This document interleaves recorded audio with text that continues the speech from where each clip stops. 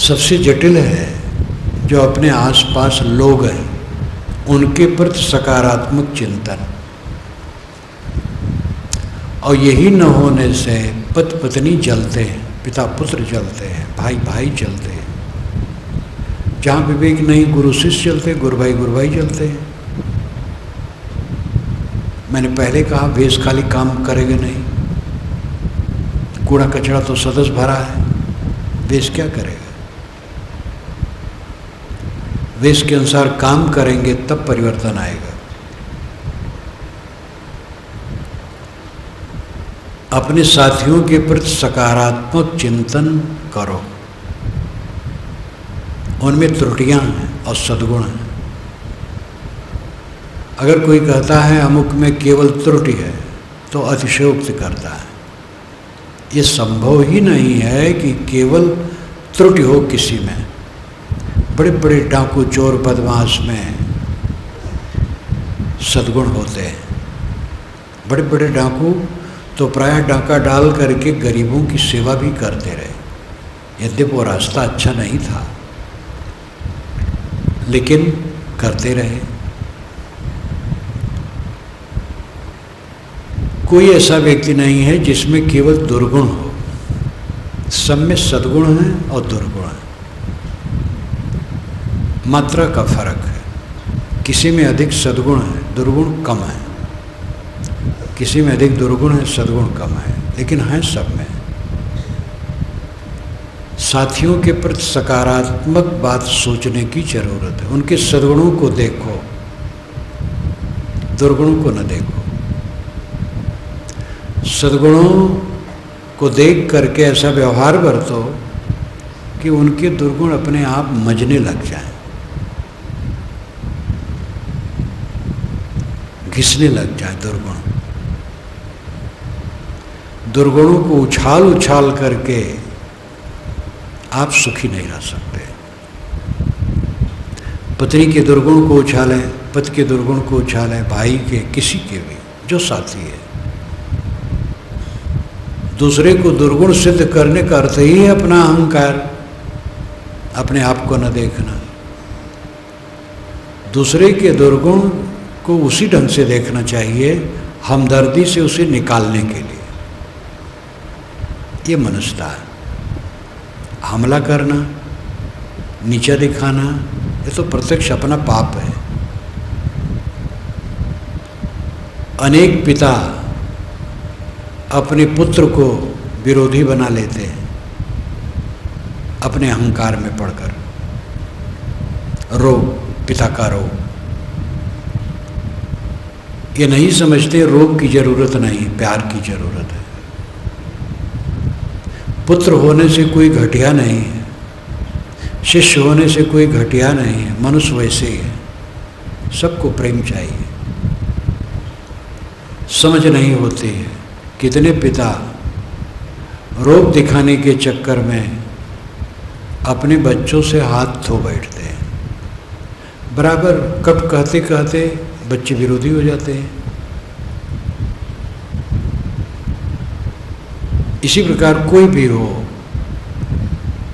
समाज हो, परिवार हो, पार्टी हो, संस्था हो, कंपनी हो, आदमी जहाँ रहता है मनुष्यों की कुंडली में रहता है।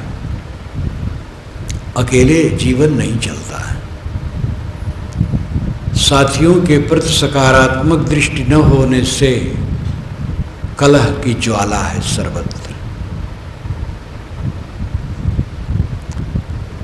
सब कुछ है, मन कलह में है, और कलह में है वहाँ स्वर्ग नहीं, शांति नहीं।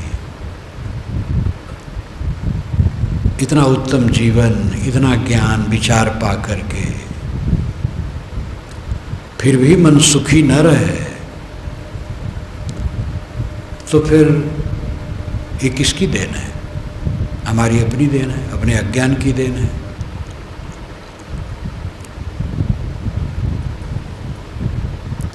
साथियों के प्रति सकारात्मक दृष्टि अपनाएं।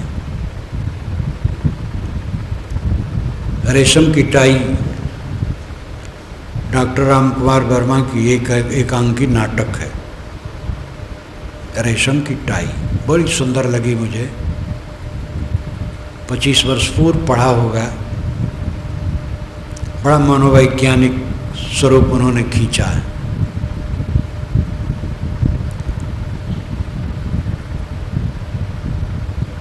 टाई खरीदने गए, पति पत्नी दोनों थे। तो टाई, एक टाई में दूसरी टाई सटी थी। दुकानदार एक ही समझ के दे दिया, आई तो दो समझे लेकिन धर लिए, पैसा एक का दिए। उसी पर और लंबा है, और चीज़ें हैं। पत्नी बारंबार उनको संभालती है और वो अपना छाड़ते रहते हैं। एक कपड़ा बेचने वाली स्त्री आती है गली में, उससे कपड़ा लेते हैं और एक साड़ी और साट करके ले लेते हैं और जानते हैं अपनी ही चालाकी करते हैं। वो चली जाती है, तब उनकी पत्नी देखती है। फिर वो कहीं बेच रही थी तो उसे लगा एक साड़ी कहाँ गई, तो लौटती है तो पहले ही सावधान है, आपकी साड़ी एक ज़्यादा आ गई थी, हमारे पति को बड़ा दुख हो रहा था कि वो बेचारी कहाँ गई। यद्यपि उनके पति ने चतुराई से रख लिया था, लेकिन पत्नी ने उनको भी संभाला कि हमारे पति को दुख था कि साड़ी बेचने वाली कहाँ गई, उसकी एक साड़ी तो हमारे पास आ गई। ये संभालना, दोषों को घटा करके आंकना, संभालना। गोस्वामी जी ने कहा, सो सुधार हरिजन हिम लेही, दरिद्र दोष कुमल विमल जस देही। स्वभाव व सज्जन से भी त्रुटि हो जाती है, लेकिन संतजन उसको सुधार लेते हैं। पत्नी, पति, पुत्र, पिता, भाई, कोई भी संबंध हो, सब जगह संभालने की चेष्टा करो, धत्त बुलाने की चेष्टा न करो। जब तक ये सकारात्मक दृष्टि न अपनाई जाएगी, शांति नहीं मिलेगी। हमसे त्रुटि हो, हम यही चाहते हैं ये लोग न जाने। अब मैं त्रुटि नहीं करूँगा, लोग न जाने। तो दूसरे की त्रुटि उभाड़ उभाड़ करके कहना, शांति का रास्ता कहाँ है? हम स्वयं नहीं चाहते हमारी त्रुटि लोग जाने, अब अंदर अंदर सुधार लें, कोई न जाने। तो दूसरे की त्रुटि उभाड़ना, शांति का रास्ता कहाँ है? और दूसरे की त्रुटि उभाड़ करके शांति कहाँ पाएगा? उसका चित्त ही खराब है। उभाड़ने से और हलचल मचेगी, परिवार में, समाज में कलह बढ़ेगा। दोषों को छीण करो अपने सद्गुणों से। क्रोध किसी को आ गया, उसको उछालो ना, आ गया। ये बात नहीं कि वो सब समय क्रोधी है, आ जाता है, हमें भी आ जाता है। उनके मुख से कुछ ऐसी बात निकली तो ये ना समझ रही कि उनका चित्त दोषी है, वेग में हो गया। आप और हम स्वयं सोचें, जब भावावेश में होते हैं तो कई बार ऐसी बात कह देते हैं जो पीछे अच्छी नहीं लगती खुद को, तो दूसरा व्यक्ति से अगर कहीं हो गया, उसको भी कैसे अच्छी लगेगी। लेकिन हम गांठ बांध लेते हैं और अपने मन को खराब कर लेते हैं।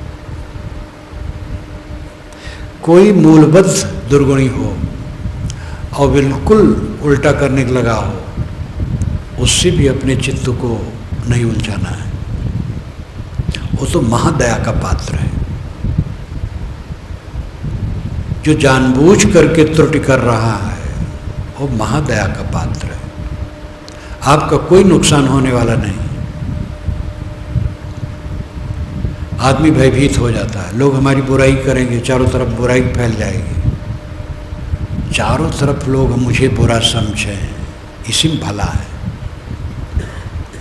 अहंकार की आग में तो हम सदा से जलते हैं, सब लोग बुरा माने, कोई फर्क नहीं पड़ेगा। भोजन लोग देंगे, चोर को भी जब पुलिस पकड़ती है तो भोजन के समय उसको भोजन देती है। हमें सब प्रकार से लोग भ्रष्ट मान लें तो भी भोजन मिलेगा। किसी के मानने से हम भ्रष्ट नहीं होंगे, अपने दिल को देखने की जरूरत है। जो त्रुटियां हैं सो दें। अहंकार हमें जलाता है, अहंकार को बिना मिटाए शांति न मिलेगी। स्वजनों के प्रति सकारात्मक चिंतन की महती आवश्यकता है, और इसी के अभाव में सब जगह कलह है और व्यर्थ कलह है। कई बार मेरे सामने प्रसंग आता है, पति पत्नी सामने है, एक तना है एक नरम है। तना है, उसका स्वभाव ऐसा है, एकदम तनाव में बैठा है, चेहरा भी उसका विकृत है, वाणी भी विकृत है। दूसरा सरल है, अवसाता है, निर्विकार भाव से सा है। तो जो तनावग्रस्त है वो भी धीरे धीरे बदलेगा।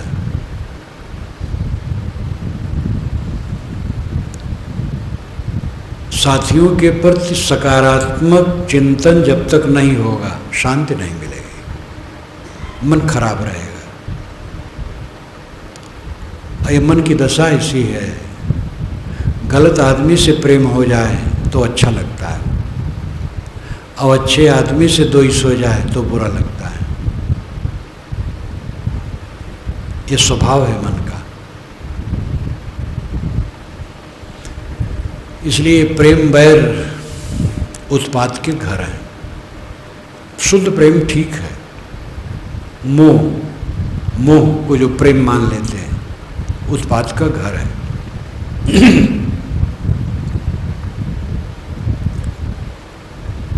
कितने संबंधों में कलह है और केवल अहंकार और कुछ नहीं। बड़े बड़े युद्ध जो हुए हैं केवल अहंकार से हुए हैं और कुछ नहीं। कुछ दिन में सब समाप्त हो गया। एक जोश रहा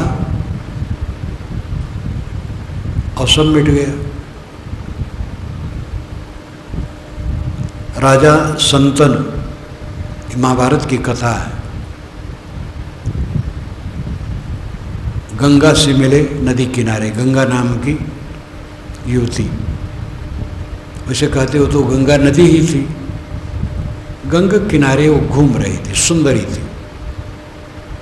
संतन इतने प्रभावित हो गए, उसको पत्नी बनाने के लिए एकदम मुग्ध हो गए। उसने कहा लेकिन शर्त है। कहे बताओ। कहे मैं भला करूं या बुरा तुम कुछ कह नहीं सकते हो, और कोई अप्रिय वचन मुझसे नहीं कह सकते हो, और जहां कहे मैं साथ छोड़ दूंगी। इतने मोहग्रस्त थे कि स्वीकार लिए। 7 बच्चे उसके पैदा हुए, 7 को उसने नदी में डाल दिया। विलासी भावना थी। कथा तो दूसरी प्रकार है, लेकिन उसकी मीमांसा ही विलासी थी। 8वां जब पैदा हुआ तब संतन नहीं सह पाए। कहे तो किसकी लड़की है, कैसे चांडाल है, हत्यारा, सबको मारने में तेरे को रस लगता है।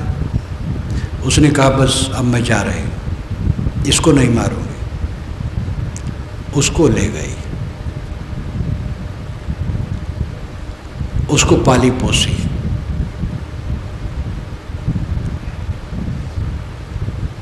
उसके बाद नदी किनारे शिकार करने आए थे, तो सत्यवती को उन्होंने देखा, केवट कन्या को, लुब्ध हो गए। उसके पिता से मांगे, पिता ने कहा एक शर्त है। कहे भाई शर्त बताओ तब मैं सोचूं, एक शर्त से तो धोखा खाए थे। कहे अगर पूरा कर पाऊंगा तो दूंगा। तो कहे ये शर्त है कि इससे पैदा हुआ बच्चा ही गद्दी पर बैठेगा।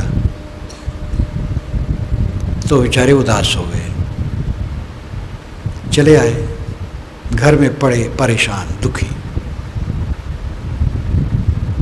भीष्म गंगा का वही पुत्र है, बड़ा होने पर आ गया था।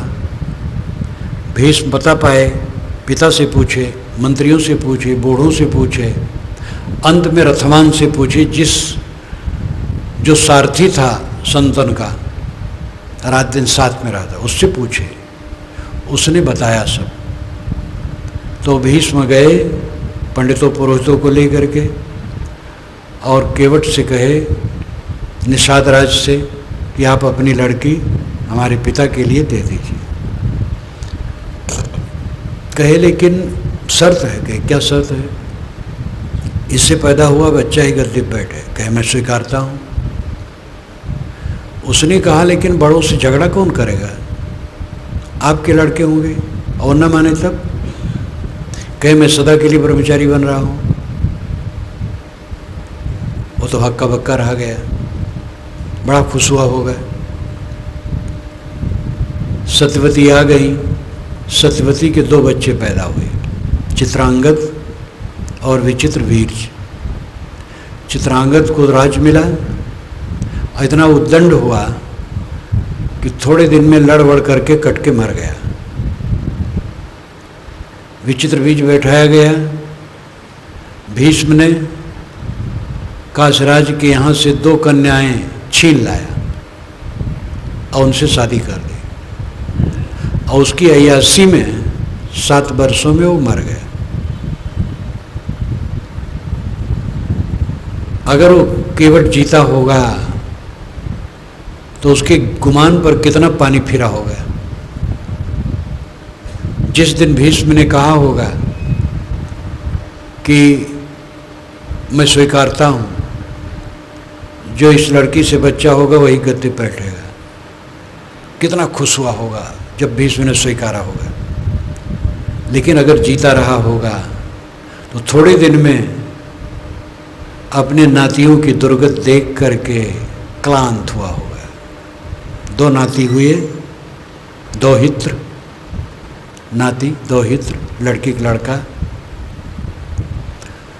और दोनों, एक क्रोध में गया और एक काम में गया, दोनों मिट गए।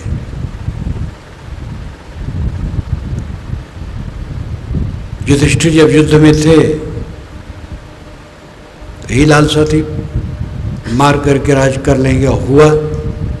मारने के बाद जो उनका रोना है महाभारत में पढ़ो, गीता सार की भूमिका में थोड़े में लिखा गया है, उतने में बहुत हो जाता है। चलता रहा उनका चित्त। उनकी जलन मिटी हिमालय में, जब गलने गए, हिमालय में गए।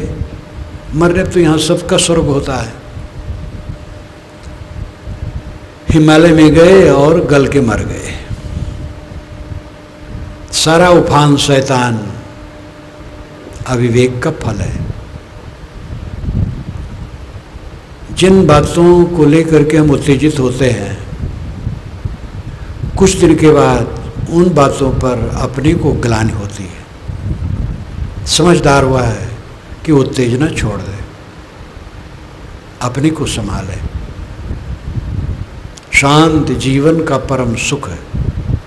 शांति हमारा स्वरूप है। शांति हमारा अपना गुण है। हमारा स्वरूप शांत है, क्लेश रहित है। हमने तो क्लेश बनाया है और रोज रोज बनाते हैं। समझ हो गई फिर भी क्लेश बनाना नहीं छूट रहा है। समझ की चरितार्थता नहीं करते, फिर उसी तरफ मन भाग जाता है जिससे क्लेश बढ़े वही काम करने में। मनुष्यों के साथ जिनके बीच में आप और हम रहते हैं, सबके प्रति सकारात्मक सोचना इसकी महती आवश्यकता है। इसका अर्थ नहीं है कि कोई सी गलती हो तो सुधारने के लिए प्रयास न करें। सुधारने के लिए प्रयास करना चाहिए, मीठे शब्दों में आदर देकर सुधारा जाता है। जहाँ निकटता है कभी डांट हो जाती है, लेकिन बहुत डांट की ज़रूरत नहीं है, प्रेम की ही ज़रूरत है। सुधारने को कोई नहीं रोकता है, उसकी तो बड़ी ज़रूरत है, लेकिन नकारात्मक पक्ष देखना, दोष देखना, ये तो ऐसा जहर है। सारा संसार इसी में चल रहा है। जहाँ देखो कला कला कला, घर घर में कला, घट घट में कला, और उसमें मूल बात है सकारात्मक न सोचना। साइकिल है हमारे पास, साइकिल का आनंद ले, ये सकारात्मक सोच है। मोटरसाइकिल सोच करके कलेश भोगना कौन समझदारी है? कार सोच करके कौन समझदारी है? जो वस्तु है उसमें प्रसन्न रहे, जो स्थित है उसमें प्रसन्न रहे। प्राप्त स्थिति में जो प्रसन्न नहीं रह सकता, सम्राट भी वो प्रसन्न नहीं रह सकता है, क्योंकि सम्राट के लिए भी चक्कर है, काल चक्र घूमता है, तर से ऊपर, ऊपर से तर, कोई बचता नहीं है। जिनके नाम से इतिहास बना है वो तो सब खूब दुख भोगे हैं। जिनके नाम से महाकाव्य बना है, कितना दुख के चक्कर में रहे। दुख हमारा मिट जाएगा सकारात्मक सोच से। उल्टी बुद्धि है, नकारात्मक सोच है। स्वस्थ हैं, पता नहीं रोग लग जाए, बुढ़ापे में क्या होगा, जर्जर हो जाएंगे तब क्या होगा, बाल बच्चे सेवा करेंगे कि नहीं, बाल बच्चे नहीं तो और दुखी, कौन सेवा करेगा, सब बकवास है। बाल बच्चे वालों को बड़ी सेवा होती है। हर समय स्वस्थ रहो, हर समय प्रसन्न रहो। आपका प्रारब्ध आपके साथ है, सब हो जाएगा। हम आप कोई भी यहाँ से चलें, किसी दिशा में निकलें, नंगे होके निकलें, सब हमारा छीन लिया गया हो, और चलते रहें तो भी गुजर होगा। लोग भोजन दे देंगे, कपड़े भी दे देंगे, हो जाएगा। घर बना के हो, साथियों के साथ हो, क्यों जल रहे हो? ये होगा वो होगा, सब ठीक होगा। मृत्यु तो है ही नहीं, मृत्यु तो देहाभिमान है। मृत्यु से छूटने के लिए देहाभिमान हमें गलाना चाहिए। देहाभिमान गल जाने पर मृत्यु है ही नहीं। मैं अमर हूँ, शरीर जहाँ रुक जाए, कुछ लेना देना नहीं। स्वरूप ज्ञान को मजबूत करना चाहिए।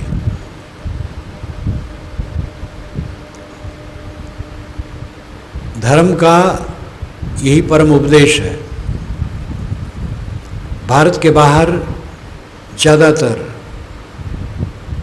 ईश्वर दुख दूर करेगा कहा गया है। भारत में अध्यात्म की बात जहाँ है शुद्ध, वहाँ है स्वरूप को पहचानना और स्वरूप में स्थित होना।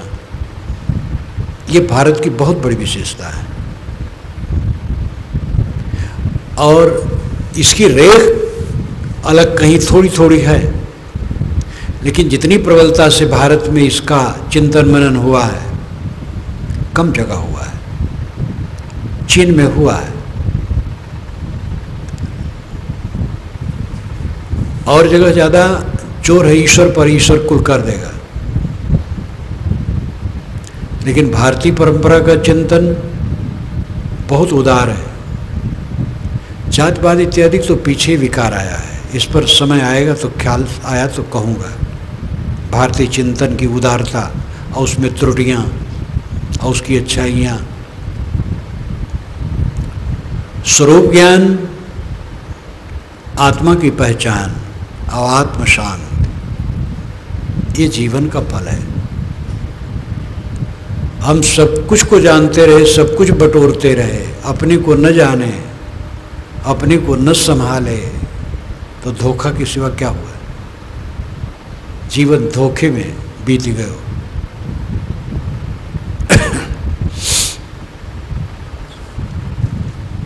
हमारा आपका अस्तित्व, हमारी आपकी सत्ता शांत स्वरूप है, उसमें दुख नाम की चीज है ही नहीं। हम अपने स्वरूप के अज्ञान से नकारात्मक सोचकर दुखों का भवंडर बना लिए। देह के लिए भयभीत, मन विकार का घर है ही है, प्राणियों से भयभीत, सबके प्रति शंका, और हर बात में नकारात्मक नकारात्मक नकारात्मक जीवन दुख से भर जाता है। सकारात्मक सोचो। शरीर जब तक रहना है कोई मार नहीं सकता, इसलिए निर्भय रहो। जब इसको मरना होगा कोई रोक नहीं सकता, इसलिए निश्चिंत रहो। जो आपको मिला है बहुत है, उसमें संतुष्ट रहो। जो आपके साथी हैं उनसे सामंजस्य बैठाओ। ऐसे पति पत्नी को मैं जानता हूँ, पति या पत्नी दोनों में से एक बहुत कड़ा है और दूसरा नरम है, और वे जीवन भर निभते हैं। कलह करके ना निभाएं। निभना भी बहुत बड़ी बात है, निभते हैं। ये भारतीयता की उदारता है। विदेशों में तो तलाक बहुत जल्दी होता है, तलाक यहाँ भी शुरू हुआ है, फिर भी भारतीयता की दशा भी बहुत अच्छी है। निर्विकार भाव से सह करके निभावें।